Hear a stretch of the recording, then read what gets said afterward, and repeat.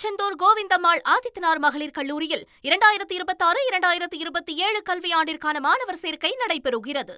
தமிழ்நாடு சமூக நீதி முற்போக்கு கூட்டணியின் ராஜ்யசபா வேட்பாளர் என்று திரு பிரவீன் சக்கரவர்த்தி அவர்கள் தன்னுடைய ராஜ்யசபா எலிவேஷனை பற்றி தன்னை ராஜ்யசபாவில் அவங்க நாமினேட் பண்ணதை குறிப்பிட்டு, நான் இந்த கூட்டணியினுடைய ராஜ்யசபா வேட்பாளர் அப்படின்னு அந்த கூட்டணிக்கு ஒரு பெயரும் வைத்து தமிழ்நாடு சமூக நீதி முற்போக்கு கூட்டணி அப்படின்னு அதை அழைத்திருந்தார்.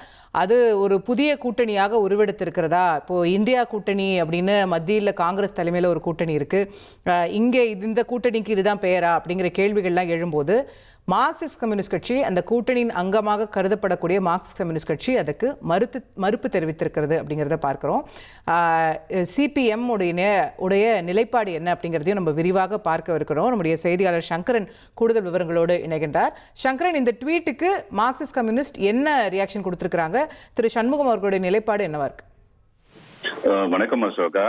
அது அதிமுக ராஜ்யசபா எம்பியா இருந்த சி.வி. சண்முகம் சட்டப்பேரவை தேர்தலில் வெற்றி பெற்றதுனால அந்த ராஜ்யசபா எம்பியை ராஜினாமா பண்ணாரு. அந்த காலி இடத்துக்கு தமிழக வெற்றி கழகம் சார்பில் அதிக சட்டப்பேரவை உறுப்பினர்கள் எண்ணிக்கை சார்பில் அவங்களுடைய கட்சி ஒருவர் ராஜ்யசபா எம்பியாக வாய்ப்பு இருந்த போதிலும் கூட அந்த இடம் காங்கிரஸ் கட்சிக்கு தமிழக முதலமைச்சர் விஜய் விட்டு கொடுத்திருக்கிறாரு. காங்கிரஸ் கட்சி வேட்பாளராக பிரவீன் சக்கரவர்த்தி போட்டியிடுவார் என்றும் அறிவிக்கப்பட்டிருக்கிறது. இந்த நிலையில தான் நீங்க சொன்ன மாதிரி பிரவீன் சக்கரவர்த்தி வெளியிட்ட ஒரு ட்வீட்ல என்ன சொல்லிட்டாருன்னா, தமிழக வெற்றி கழகம், காங்கிரஸ் கட்சி, பிசிகே, ஐயுஎம்எல், சிபிஐ, சிபிஎம் இந்த அனைத்து கட்சிகளையும் உள்ளடக்கி தமிழ்நாடு சமூக நீதி முற்போக்கு கூட்டணி என்று இந்த கூட்டணி அமைந்திருக்கிறது என்றும், இந்த கூட்டணி சார்பில் தான் வேட்பாளராக தேர்ந்தெடுக்கப்பட்டது பெருமையாக பொறுப்பாகவும் இருக்கிறது என்ற ஒரு ட்வீட்டை அவர் போட்டிருந்தாரு. இதற்குத்தான் மார்க்சிஸ்ட் கம்யூனிஸ்ட் கட்சியினுடைய மாநில செயலாளர் சண்முகம் எதிர்வினை ஆற்றியிருக்கிறாரு. அவர் எக்ஸ் தளத்துல வெளியிட்டிருக்கக்கூடிய அந்த பதிவில புதிய கூட்டணி சார்பில் தான் மாநிலங்களவை வேட்பாளராக நிறுத்தப்பட்டு இருப்பதாகவும், அதுல சிபிஐஎம் பெயரையும் குறிப்பிட்டு இருப்பது தவறானது.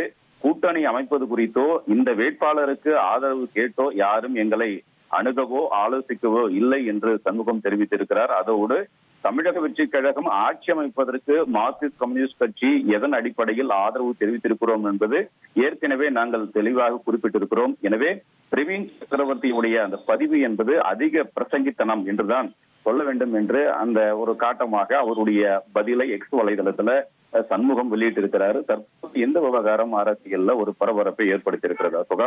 ரைட், அதிக பிரசங்கித்தனம் அப்படிங்கிறது காரமான சொல்லாகவே பார்க்கப்படும் அரசியல் பொதுவெளியில். பிரவீன் சக்கரவர்த்தி அவர்களுடைய பதிவை பற்றி மார்க்சிஸ்ட் கம்யூனிஸ்டினுடைய ரியாக்ஷன், இந்த கூட்டணியிலெல்லாம் நாங்கள் இருக்கிறோமா இல்லையா, எங்களை கலந்தாலோசிக்காமலே இப்படியெல்லாம் போடுறாங்க, இந்த வேட்பாளரை தேர்ந்தெடுப்பதற்கான எந்த ஆலோசனையும் கூட எங்ககிட்ட நடத்தலைன்னு அவர் அதிக பிரசங்கத்தனம் அப்படிங்கிற வார்த்தையை குறிப்பிட்டு பேசியிருப்பதுங்கிறது ஒரு பரபரப்பான செய்தியாக பார்க்கப்படுகிறது. கூடுதல் விவரங்களை நம்முடைய செய்தியாளர் சங்கரன் வழங்க நாம் கேட்டோம். திருச்செந்தூர் கோவிந்தம்மாள் ஆதித்தனார் மகளிர் கல்லூரியில் 2026-2027 கல்வியாண்டிற்கான மாணவர் சேர்க்கை நடைபெறுகிறது.